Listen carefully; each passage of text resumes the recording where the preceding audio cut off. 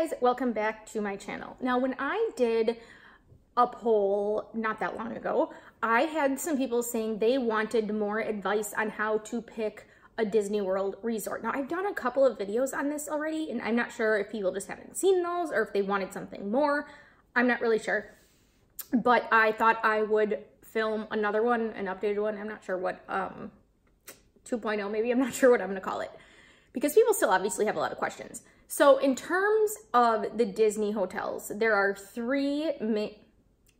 I take that back. There are four main categories. You have values, moderates, deluxes, and then DVC, which stands for Disney Vacation Club, which are part of the deluxes. So they're priced like deluxe resorts.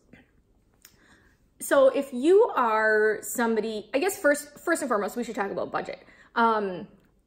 Aside from the most popular times of the year, which think when school's out, you know, spring break and Christmas break, around holidays, which is more expensive, aside from those times of the year, I kind of think of the value resorts, not including the suite, so just regular rooms, are gonna run 100 something per night. So I would guess between 120 and 160-ish per night. Now, like I said, that's just for regular value resort rooms, not including the suites.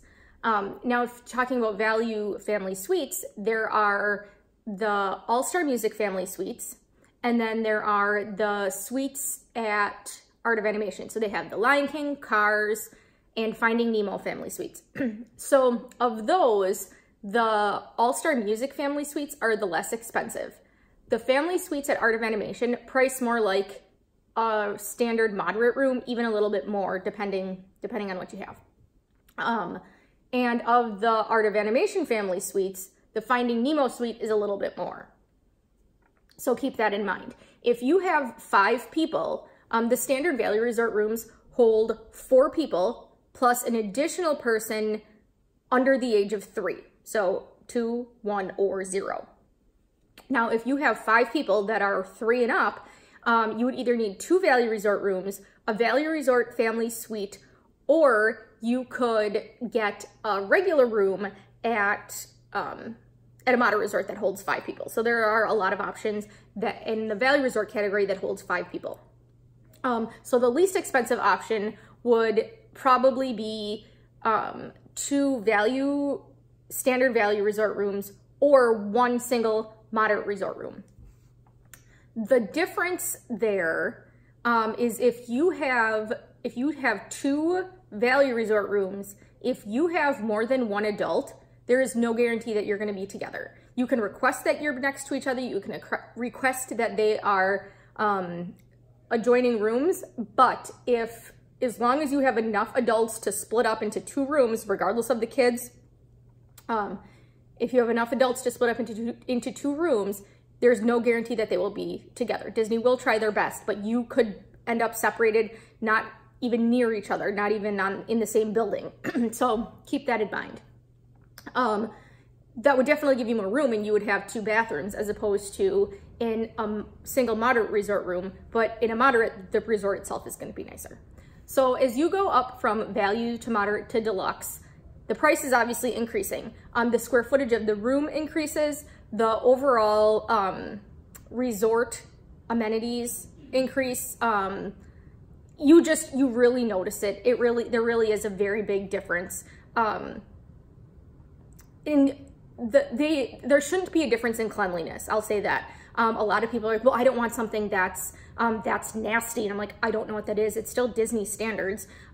We've stayed at values, we've stayed at moderates, we've stayed at deluxes. And I've never had an experience where it's like, oh, this resort or this resort category is definitely, you know, not as clean or anything like that.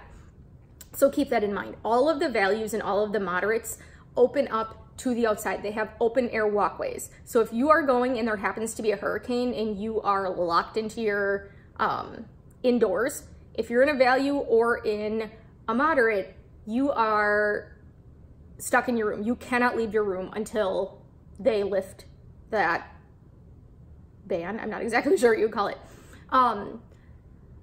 Deluxes, however, do not open to the outside. They have internal hallways. They're like internal buildings. So you can leave your room, but you'd have to stay in your building. Okay, so moving on to moderate. Oh, actually, I should say one more thing about the values. So the pools at the values are a lot more simple. The decor just around the resort is a lot more simple. The values do not have sit-down restaurants. There are no water slides at the pools. So moving on to moderates. The moderate resorts are, I feel like there's a pretty big difference in terms of how the, what's the word? Like the landscape and the decor around the resort is just like styled and laid out and everything. I think there's a pretty big difference between values and moderates. In terms of prices, I would say my guess, again, between like during not popular times of the year for just a regular room would probably be between $200 and $350. That's kind of a wide range, but per night. And that's, again, assuming that you have, I guess I should say that if you have more than 2 adults in a room, they charge you an additional fee, but you can have up to 4. So in moderate resorts, like I said, some moderate rooms allow you to have 4 people plus an additional person under the age of 3. And then some moderate rooms allow you to have 5 people plus an additional person under the age of 3. And that 5th person is a bunk size pull down bed that's meant for a child age 9 or under. So if you have a very large 8-year-old, it's probably not gonna work for you. Or if you have a very tiny 10-year-old, it might work for you. But we've had a room with those before. They're really cute. They have those at Port Orleans Riverside. They don't have them at French Quarter. They do have them at Caribbean Beach. Moderates have water slides in their pools, much more theming around the pool areas. They have sit-down restaurants with the exception of Port Orleans French Quarter. They used to have one, but they don't anymore. But they're connected to Port Orleans Riverside via a walkway, and you can take a boat from both Riverside and French Quarter to Disney Springs, and they have plenty of sit-down restaurants there, but Port Orleans French Quarter does not currently have its own sit-down restaurant. They do have, all of the values and moderates have food courts. I feel like the food courts in the moderates just, I want to say they seem a little nicer, but that could just be in my head too, just like because of the surrounding area. But again, they open to the outside, just like the value resorts do. Now, in terms of the deluxes, I'm gonna say they start probably maybe $350-ish and up. And by and up, I mean to over $1,000 a night, depending on the room, depending on if you want a room in a main building or an outer building room, if you're staying club level or not. Depending on the room, if you just have a king bed room at a deluxe resort, they might only sleep 2 people, but a lot of the rooms sleep up to 5 adults. Again, if you have more than 2, then you have to pay a separate fee. Now, all the deluxe resorts have enclosed hallways, so the rooms open to inside a building. They all have a quick service restaurant. So this is not a food court. They have a quick service restaurant, and they have, I think all of them have several table service restaurants, so several sit-down restaurants. Except Boardwalk. Boardwalk Inn, they don't have their own restaurants. You have to go out onto the boardwalk or like visit one of the other nearby hotels because they're all in the boardwalk.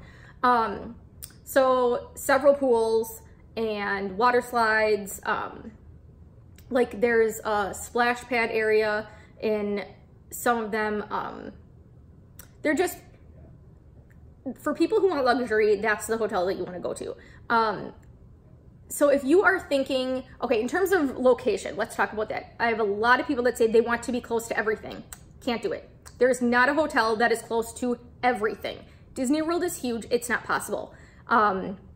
Very generally speaking, the deluxe resorts are closer to the parks. The only park to which you can walk to from your hotel is the Contemporary. That's a deluxe resort and it's very expensive. The monorail hotels are the Grand Floridian, Polynesian, and the Contemporary. So in terms of transportation, if you're staying at a value or a moderate, to get to any of the parks, you need to take a bus or your car. But in terms of Disney transportation, you need to take a bus. Riverside and French Quarter allow you to take a boat to Disney Springs, but other than that, it's bus. Now, the Skyliner's coming. That's not there yet. We'll talk about that when it comes. But that is going to be transportation to Hollywood Studios and Epcot from some value moderate resorts, but still not Animal Kingdom or Magic Kingdom. So the deluxe resorts are closer to the parks. They are also have additional transportation. So I named the monorails. Those 3 monorail hotels, you take the monorail to the Magic Kingdom or to Epcot, or you can walk from the Contemporary to the Magic Kingdom. If you want to go from the Grand Floridian or Polynesian to the Magic Kingdom, you either do a monorail or a boat. Wilderness Lodge, you do a boat. You can take a boat to the Magic Kingdom, or you can take a bus to Magic Kingdom or any of the other parks. So let's see, the Boardwalk, the Yacht Club and Beach Club, you can walk or take a boat to Epcot or Hollywood Studios, and then you take a bus to Magic Kingdom or to Animal Kingdom. If you have a park hopper, you could walk through the back entrance of Epcot and then go through the front and get on the monorail and change monorails at the Transportation Ticket Center and go to Magic Kingdom. That's not going to be the fastest way or the least walking way, but it is conceivable. The only deluxe resort that you need to take a bus from everywhere you go is Animal Kingdom Lodge. You cannot even walk to Animal Kingdom. I don't know why that seems, well, I mean, obviously it's not close enough, but I think they kind of dropped the ball on that one. But anyway, if you stay at Animal Kingdom Lodge, you need to take a bus no matter what. You can just, they're really considered luxury hotels. They're so amazing. They're my favorite. The smell, oh, it smells amazing. Everything about them, every single detail is just perfectly done. They really are very, very fantastic. Now, if you are thinking you want to just sleep and shower in your room and do nothing else, you're gonna be at the parks the rest of the time, then you're probably gonna wanna think about a value or a moderate. Why spend the money at a deluxe if you're not gonna stay there? If you are thinking you want to have a lot of downtime at the hotel, then you would probably think moderate or deluxe. When I stay at a deluxe, I absolutely plan more time in my trip to stay and enjoy the hotel. Now, in terms of DVC properties, so those are for Disney Vacation Club members. They get first dibs on rooms. However, the general public can rent rooms there. It's just that you don't get first dibs on them. So you might have the prices and availability out for the rest of the Disney hotels prior to the prices coming up for the DVC properties. They have like deluxe studios, they have villas, like 1 and 2 bedroom villas. They're expensive. They are, so their smallest rooms, which I'm thinking is a deluxe studio room, it's gonna have like a small kitchenette area off the side. And that would probably price like a standard value room. I'm just using I don't have any numbers in front of me. This is just my educated guess. But then going up from there, it's much more expensive. The appeal of those rooms is you can generally have more people. You can have 6, 7, 8. I think the largest is up to 10 people. I think 9 or 10 people in one space. And then you have the bigger the room. You could possibly have a full-size kitchen. You can have 2 full bathrooms. You can have a washer and dryer. So that's really appealing for a lot of people who want to like cook their own meals and things like that. And they have a larger group and they all want to be in the exact same space, but they do want to stay on Disney property. So I hope you guys found this video helpful. I hope it answered some of your questions in explaining a little bit about the different hotels. Beyond that, once you pick a category, it's really just theming, I think, in terms of which hotel you want to stay at. And, oh, does one happen to have construction right now? I don't want to be a part of that. Or, yeah, that doesn't bother me, that kind of thing.